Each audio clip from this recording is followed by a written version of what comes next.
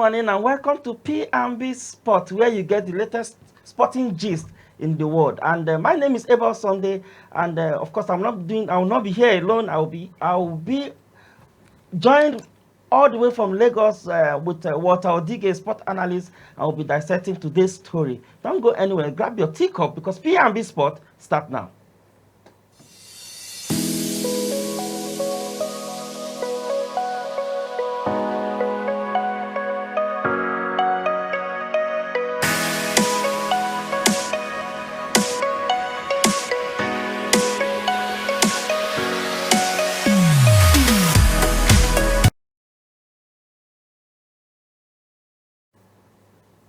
Welcome back. It's P&P Sports Show right here in Abuja, and I'm with Walter. Walter, good morning, and how is Lagos this morning?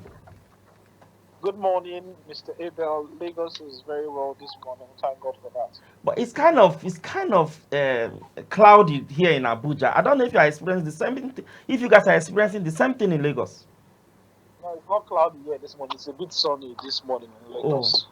Oh, okay, that's fine. Okay, Walter, let's dive into. Of course, we've done with the Salah holiday and all the chicken and ram. We finished it.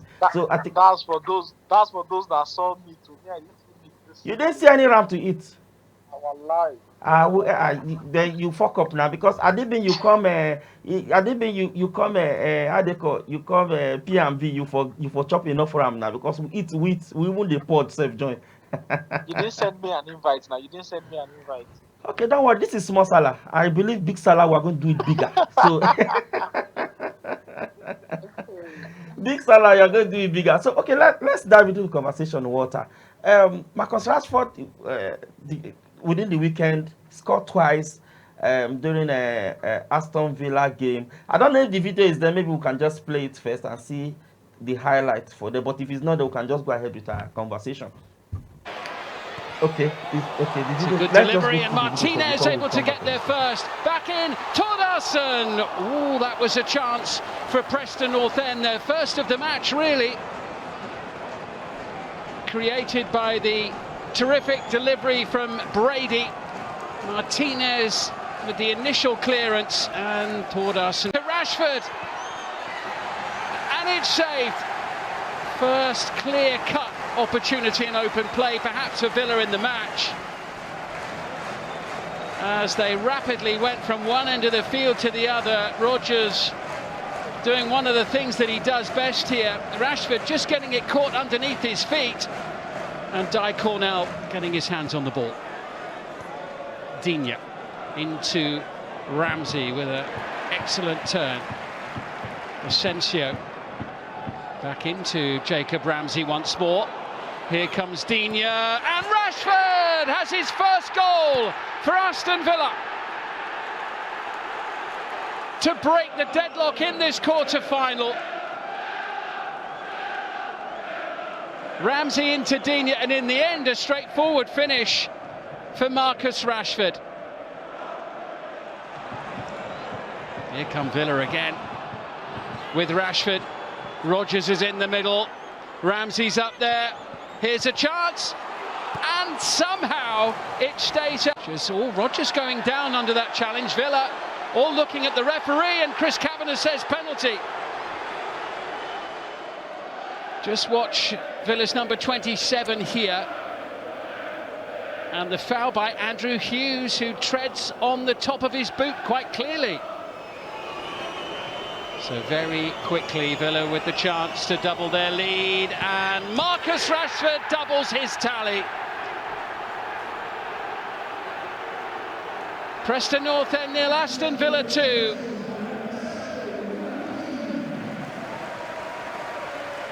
Couple of goals in the space of 5 minutes. Morgan Rodgers almost in. And Jacob Ramsey caps an excellent individual performance with a very fine goal indeed, unstoppable.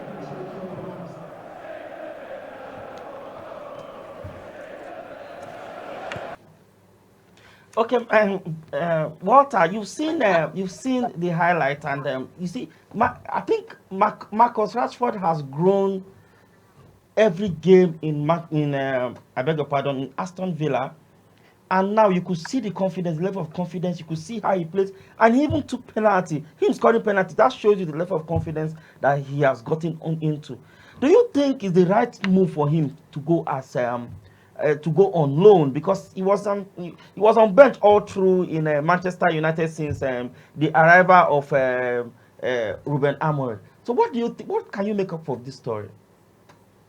Yeah, to the first question, you said if it was the right move for him to go to Aston Villa. I won't necessarily say it was the right move because Barcelona were interested.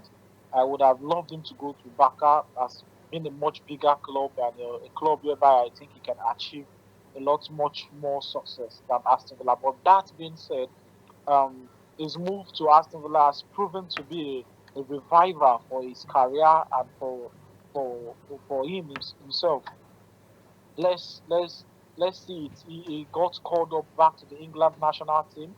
Marcus Rashford hasn't been called back to the national team in England for over 2 years now. So his move to Aston Villa, he rediscovered himself and he got a call back by Thomas Tuchel, who's England new boss, to the national team. That's one. Secondly, you see the confidence he eschewed in those goals that he scored in the FA Cup on Sunday. Those are his first two goals for Aston Villa. But before those goals, I think he has been playing brilliantly well since his move to Aston Villa. I think I've watched 6 of the 7, 8 games he has played for Villa, and I can tell you that the old Marcus Rashford was back. He's firing on all cylinder. He's taking on players. He's ready to mark players. He's ready to He's not slow. He's not lazy. He's been given his best, and I think it's a good one for him. So before the goals, he has had 7 assists already, 7 assists in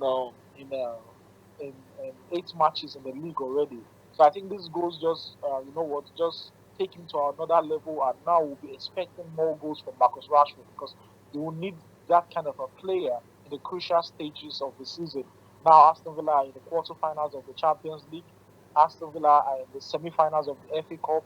Aston Villa are challenging for the Premier League top four.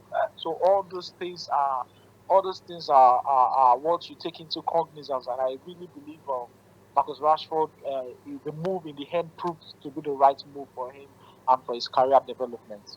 Okay, Walter, you said something when you started your analysis. You said something about him moving to Barcelona. But do you think even if he moved to Barcelona with the quality of players you have around there and they are on their very best, do you think he can really fit into or break into that first 11? One thing I tell people about Marcus Rashford is, Marcus Rashford, just like several Manchester United players, they are highly underrated. When I say underrated, it's not the people's fault that they underrate them. I think is the football club. The football club has created an avenue for these players to be, looked less at and underrated and not being rated. Just but the truth of the matter is, I believe Marcus Rashford had in the talent. He has the zeal in him, the passion, to go into that Barcelona team and outshine anybody. Trust me, I know what I'm saying. Beside, in Barcelona, there's apart from Rafinha, Lamine Yamal, Robert Lewandowski, which we know to be the first attacking trio. But other guys like Olmo, Ferran Torres, and what's it called, Martin Yamil, they are all also getting minutes. They are also playing. So Barcelona are contesting on 3 fronts. They are in the Copa del Rey. They are in the La Liga. They are in La Liga. They are in what's it called, Champions League. Champions So League. I think yes, I think Marcus Rashford going there, he would have gotten enough game time to prove himself and to show what he can do. So you understand? So I'm not saying he's going to go there and straight into the first team. No, you fight for positions. But the thing is, once you take your time, once you take your moment, once you are able to produce when you are given an opportunity, trust me, you have a chance, to staking your claim in the first team. And I believe Marcus Rashford has the talent. A lot of United players, you look at them. Yesterday, we were watching United game and I was on Twitter and I saw people shout, screaming, "This Ganacho is frustrated. This Ganacho, he should leave. This Ganacho, that Ganacho, this." And I laughed. You know why I laughed? Because the player that scored for Nottingham Forest yesterday, Anthony Elanga, Mm. it was the same thing we were complaining when he was at Manchester United. This Elanga is not good enough. Elanga is this. Elanga is that. But he's gone to Nottingham Forest. He has rediscovered himself. He's rediscovered his form that made him bust through at Old Trafford in the first place. He has gotten 27 goal contributions since he left Manchester United. I think Garnacho is the highest at Man United in that time frame Mm. with 15. So those are the details you should look at. The club has the environment of the football club has become so bad that every single player that comes into that football club, struggle to flourish or struggle to give in their best performance. So yeah, I believe Marcus Rashford would have done excellently well if he had gone to backup. But like I said, now the move to Aston Villa wasn't a bad one overall. 7 assists, 2 goals in about 8 matches isn't a bad return, and I believe he's going to get better and better and better until the end of the season. Okay, well said, Walter. But what about do you think this is also a good sign or a good fit for or a good news for Manchester United for Marcus Rashford to pick up his form now? Do you think it's a good news for Manchester United, considering the fact that I think the loan will end of this season and he should return back to Old Trafford? Okay, first off, I think it's the fact that he's performing well at this level right now. It's a good deal for Manchester United. It's a good news for Manchester United, but it's not based on the fact that they would want him back. And no, it's good news for Manchester United in the sense that they will be looking at selling him. They'll be like, okay, now thank God he has gone to Aston Villa. He's proven himself because his value was really really down. Because any club that wanted to do a deal for Marcus Rashford as at this January transfer window or last summer, we'll be looking at he's not been performing for the past 2 3 years. Mm. Let's give you 30 million, let's give you 20 million. So Manchester United will be looking at now, okay, you see what the talent you possess. So Give his us market value have increased. yes, his market value has increased, same as Anthony at Real Betis. Yeah. Their market value has increased. So I think that is the positive for Manchester United. But as far as coming back to Old Trafford and playing again, I don't see that happening because there was a total break of love and communication between him and Amorim, who is the manager. So, except Amorim is to leave Manchester United in the summer, I don't see a way back for Marcus Rashford at Manchester United. But yeah, it's good news because United will be looking at his performance and thinking, oh, wow, we can get a few million bucks in that deal to sell Marcus Rashford in the summer finally. So, and I think a lot of clubs will be interested in the summer. In the January transfer window, a lot of clubs don't have the money. A lot of clubs don't want to engage in such a purchase and all of that. But in the summer, a whole lot of clubs will be interested. The Barcelona will come back in for him. I think Arsenal will be interested. Tottenham will be interested. Aston Villa will be interested. Italian clubs, Juventus, Milan, they will be interested, and um, even PSG because he has been linked with PSG several times. So I just think Marcus Rashford can rediscover his best form at Villa and go on to achieve great things. He's still young. Let's not forget, Marcus is just 27 years. He will be 27 years old this year. So he's still young. He still have a lot to offer. So it's down to him. Is he ready to work hard? Is he ready to do the things the manager wants? Is he ready to go back to the form that see him score 30 goals a season twice? So the talent is in there, but now it's how to bring that talent out. And I think this is the right step, a step in the right direction, and him being at Aston Villa for this long deal. Talking about the breaking of communication between him and the manager Ruben Amorim, but one would think that as a manager you should be able to carry everybody along, irrespective of their attitude or what have you. There should be a way how you could manage. That's why you are a manager. How you could manage this player. So don't you think that as I'm talking about Ruben Amorim now, he should be able to reintegrate Marcus into the team because he's a talent. If I am a coach and I see that okay, this person and I need such a talent in my team, and how and manner I do it is best known to. So I should be able to see how to find a way how to bring him into the team and see how we could patch all those differences that they've had before. Don't you think that's the right thing for Amory to do? Yeah, that is what you would expect a manager to do in that situation. But let me explain something here. So now, um, I think Ruben Amorim came to Manchester United with a mindset. He has a mentality that I don't agree with. Probably it has worked for him before. Maybe that's why he's replicating it at Manchester United. But the consequences of your actions at Manchester United are much more bigger than it will be at Sporting or wherever you're True. coming from. Yeah. So now So Amorim is this strict, not strict, in terms of how he sees things. Is this person that is not flexible on how he see things, on how he see how his team to play. He believes this is the way we are going to play. On how he see a player to perform, he believes this is the way the player is supposed to perform. And I disagree with that because when the issue with him and Marcus Rashford started before the Manchester City game. When he newly came in, I think in the first 3 games, Marcus Rashford played and Marcus Rashford, produced. So he started before the Manchester City game, whereby Rashford he gave an instruction. Man United played a Europa League game against Bodo Glimt on the match week on the midweek of Thursday. Then I think he gave an instruction on the pitch, and probably Rashford didn't carry it out very well, and that was where the problem started.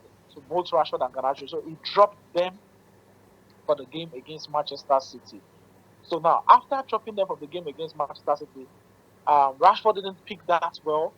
Rashford wasn't happy with that situation, and he didn't react well to being dropped, which is normal among modern day players. And Amorim, on the other hand, for that reason, continued to drop him on the match day squad. He dropped him the next day, drop him for Marcus Rashford was absent on match day squad for about 4 games. So that was when Marcus Rashford now went out to give an interview. He gave an interview saying that from the interview, the body language indication was, um, I love Manchester United. Listen, I love this club. I wish them the best. But if my time is up here, I would like to leave. So that was now the end. That was the point of no return for Marcus Rashford at Manchester United. So now Amorim keep on saying he needs to train in a certain way. I want to see, but we all know that was the end of Marcus Rashford at Manchester United. But that being said, I think Amorim. I look at Amorim and I'm thinking you're trying to make some of all these players what they are not. You're trying to give Marcus Rashford instruction or to play to your idea, to your philosophy, which might not necessarily be what Marcus Rashford feels suits him best. I see him yesterday. When I saw United lineup yesterday, I was like, what sort of coach is this? What's wrong with you? Joshua Zexi has proven over time that he cannot play as a lone striker. He cannot play as the top 9. And yesterday, Amorim placed him at the top 9. It was practically useless in the whole of the game. So that's what I'm saying. You don't try to create a player in your head and want to impose it on that player. No, no, it doesn't work that way. A player has his attributes. A player has his qualities. What you do is you find a way to suit what that player's attributes and qualities are to your philosophy and to be able to bring out the best of that player. Not you creating something in your head and trying to impose it on that player. So I think there's a total break of communication here. And it's not just Rashford. I see the way he uses Garnacho. I see the way he uses Zexi. I see the way he uses even Kobe Mino. There was a time he tried to play Kobe Mino as a first 9. That does not work. Kobe Mino became useless in those games. So I think he needs to, say to the United board, sell most of these guys. I can't use these players. I am trying to force them to what they are not. Just sell them and get me players that I can use. Get me players that will work with my system. Get me players that will work with my philosophy. And I think that's what Ruben Amorim needs to be looking at right now.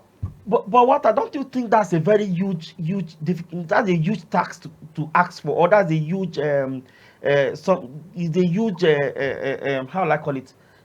Is a huge this is to ask for, because if how can you sell the entire play? Because are you telling me now that all the players does not fit into his plan. And Okay. and it also bring a question mark about Ruben Amorim, because if you are a coach and you are not dynamic, then there's a problem. Because if you say you just want to be rigid, all coaches or all managers should be flexible to an extent. Do you get? Now you Yes. just came in, you got into the team. What will you do for you to keep the ground rolling? Yes, you have your philosophy, but you see the players that, okay, they cannot fit into your philosophy.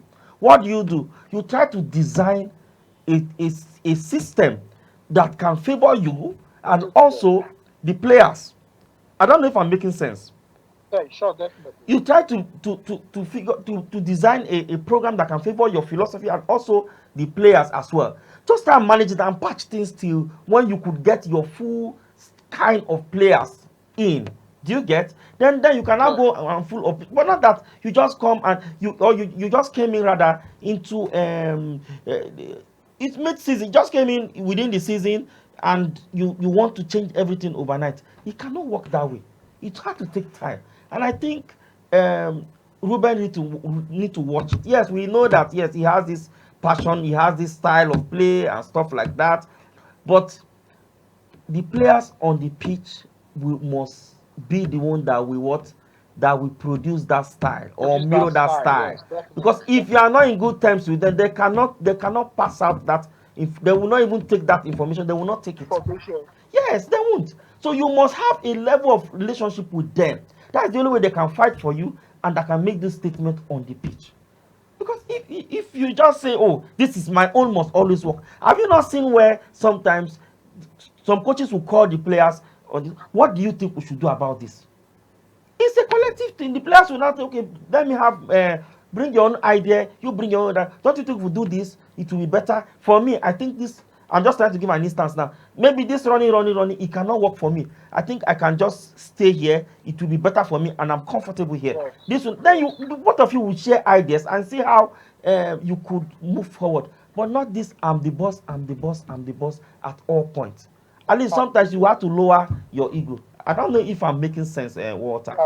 Yeah, you actually did. So to add more to that, I think I used to be a complete Amorim supporter. I used to fully back him and support him. But in recent weeks, I think that has changed a bit because I have seen that you are too rigid with what you believe. You are too strict with what you believe, and that sometimes does not necessarily um, translate to good good good coaching because a coach has to be flexible. A coach sometimes has to break his own rules and try out other things. And I don't think Amorim has done that excellently well.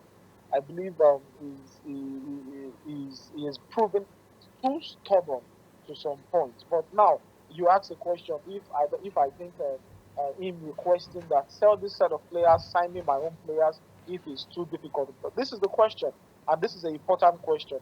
Do I believe United board will be able to do that? The answer is no. But do I think United board should do that? The answer is absolutely yes. Because you brought this man, you signed him, you know of the style. You went to the market when you sacked the man, you looked for a manager, and you said, you know what, this is Ruben Amorim, is him we trust, is the one we're going to sign. So you cannot sign a manager and leave him out to dry. You have to sign a manager and back and support him. You have to support him, and obviously this set of players we currently have cannot do the job for him. I watched them yesterday. They are improving. To be fair, I saw an improvement yesterday. I watched that game yesterday, and I'm like, okay, I can actually see some signs. Because I remember the first game we played against Nottingham Forest at Old Trafford. I could not believe what I was watching. That was the first time I realized that, oh, there's no single improvement in this Amorim team that since he took over. That was the first time I saw it because Nottingham Forest breezed past us. It was so easy. You won't believe that game was played at Old Trafford. But yesterday, it was a huge contrast to the game at Old Trafford. I saw United, they created 20 chances. United had 20 shots compared to Nottingham Forest 6. And ball possession, I think United was 70, Nottingham Forest was 30. And apart from the stats, the eye test, you could see that, okay, this is a much more improved United side. Kudos to Amorim, kudos to the players, but that's not the point now. The point is so many of these players cannot play for this man. They're not designed, they don't have the skill set to play for this man. he needs his own players, he needs his own signings, and the United board must be responsible for that because you don't bring a manager and don't support him. It's not either. When Guardiola came to Manchester City in his first summer, he signed 4 players. You know what? After at the end of the season, Guardiola said, haha, I can't do this anymore. He sold about 8 players, brought in about 6 players, and the rest, as they say, is history. So I think Amorim needs backing, strong backing, because it's not his fault that he cannot work with these players, and it's not these players' fault that they don't suit into his style and suit to the way he wants to play. So a compromise has to be reached, and I think the players has to go and new players has to come. Not all the players, though. Don't get me wrong. At least United need to sell 6, 7 players in the summer. 6, 7 minimum. They need to bring in 4, 5 players minimum. Those 4, 5 players will be able to transfer their style, Amorim's vision within the squad and within all the team. So I just, if they don't do that, trust me, if United don't have a massive ingoing and outgoing, incoming and outgoing type of summer window, trust me, the problem they are seeing witnessing this season will continue next season. There's no two ways about that. Well, you said it all. Wish them all the best, and I hope that they do the right thing. And you just mentioned Pep Guardiola will be going over to Manchester, the red side of Manchester United. Sorry, the blue side of Manchester, which is Manchester City. But we'll go on a short break. When we come back, we'll talk about Pep Guardiola and his team if they stand any chance to win any trophy. Don't go anywhere. We'll be right back.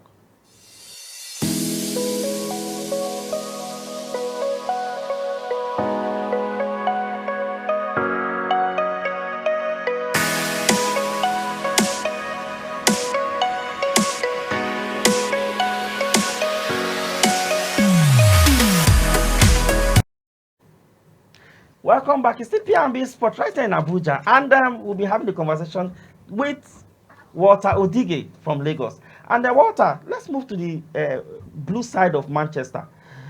Pep Guardiola, do you see any sign of them winning the silverware this season? The answer is straightforward. It's yes for me. You know, and if Guardiola were to win a silverware this season, I think if we just look at it, it will just be so. It will be astonishing for him, considering what Manchester City have been through this season. It's been one hell of a season for them. They they they they've struggled for consistency. There are sometimes you see them, they'll win today, and you're like, oh, Manchester City are back. Or the next game they've gone back to square one. So it's been that sort of terrible season for them. And they had been looking at that FA Cup and say, you know what? If we win this FA Cup, nobody will remember the season we have. The season will be remembered that even in our worst season, we still won a trophy. You know how huge that would be for their confidence going to next season, how huge that would be for the players, for the manager, for the impact he has done, and for the things he will wish to do next season. So I think that FA Cup, they are clear favourites, even from the quarterfinals, because they are the only big team, they are the only top 6 side in the FA Cup quarterfinals. Now they are in the semi-final. I don't see Nottingham Forest stopping them. If Manchester City want to be Manchester City, they will demolish Nottingham Forest in the semi-final. And I don't see neither of Aston Villa or Crystal Palace being a problem for them in the final. So I think it's down to Pep Guardiola and Manchester City. You know what? Can we get serious and win this FA Cup? It's a huge trophy, an important trophy for them. But guess what? I saw something astonishing on Monday. I was reading something very good, and I think Manchester City, this is their 7th consecutive season that they will be playing in the semi-finals of the FA Cup. How good was that? Like, what Pep Guardiola has done for Manchester City, I think is insane. Not only did he win 4 straight Premier League titles, but he will be competing for the FA Cup semi-final for the 7th straight season. No team has ever done that before. They broke the record last year when they did 6 straight seasons. Now they've gone one extra. 7th straight season in the FA Cup So semi-final. they've set a new record for A that. new record, yes, and that's such a big achievement considering the sort of season they've had this season. I think it's crazy when you think of what Guardiola has done since he came to England. He's totally rewritten the history of English football, and it's good one to see. They know the FA Cup win is not might not necessarily be the most important achievement they will achieve this season. They need to finish in the top four. That being said, they need to finish in the top four. The top four is like the basic, because Manchester City cannot afford not being in the Champions League next season. So they know with all they've got, they must finish in the top four. But that said, winning the silverware always feels good, and it always gives you that extra boost, that extra motivation um, going to the next season. So I think Guardiola was looking and saying, you know what, we can achieve both. We can finish in the top four and also finish the season with a silverware. And I think it's really possible for them. Not is in their hands. It's for them to realize who they are and say, you know what, we have Manchester City, Nottingham Forest, Aston Villa, Crystal Palace have nothing on us. We can beat every one of them and win the FA Cup. And yeah, that would be a good achievement for Manchester City this season. But what I think the high time you take Aston Villa and Una Emery and Aston Villa seriously, I think the better for any team, because Aston Yeah. Villa is not really a pushover if you look at them, and we considering what they've done so far this season, I don't think they are a pushover at all. Aston Villa are not pushover. I'm just saying, in as much as I really, really believe in Henry and Aston Villa, I feel they have incredible players, incredible, absolutely incredible players.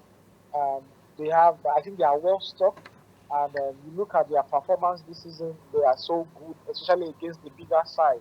But I'm just coming from the point of, this is Manchester City, like the best team we've seen in football in recent history over the past 10, 15 years. This is the best football club we've seen play this game.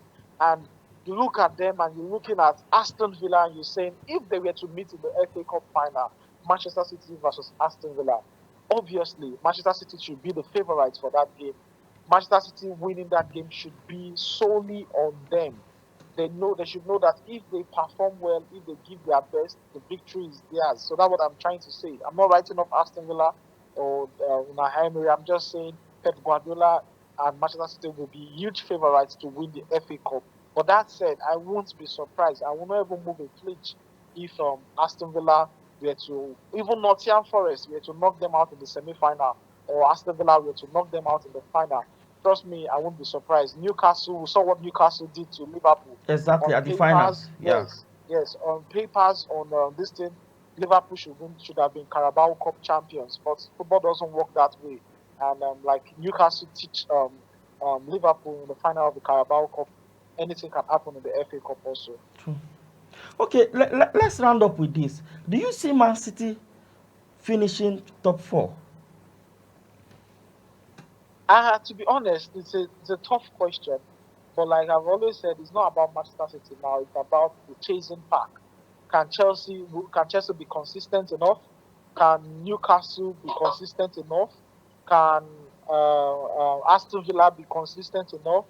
Can Bournemouth be consistent enough? Because it's These are the within teams. those teams you just Yes, mentioned now. yes, It's within, any yes. of Those them could finish at at the top four. top four. So it's about them. It's more about them than about Manchester City. So I don't think those teams have what it takes to be consistent enough to finish in the top four. But I just think Manchester City will just about edge those teams in the race for the top four. I look at Chelsea struggling. You don't know what to expect from them. Newcastle can go on that run. We know. Also called Aston Villa. We know they can also go on that run. But like I said, Manchester City is Manchester City. It's left for them to say, you know what, we don't want to be Manchester City anymore. They just want to be ordinary team and they can bottle the top four. We've run out of time. Like, all the best to Pep Guardiola and his team. And sport analyst Walter Odige from Lagos, I want to thank you very much indeed for your always great analysis on this show. Thank you so much, and you do have a splendid day ahead. Thank you so much, Mr. Abel. It's nice being on the show. The pleasure is mine. Thank you. And that's the size of our show this morning. I'm Abel Sunday. For me and the entire team right here in Abuja, I say goodbye.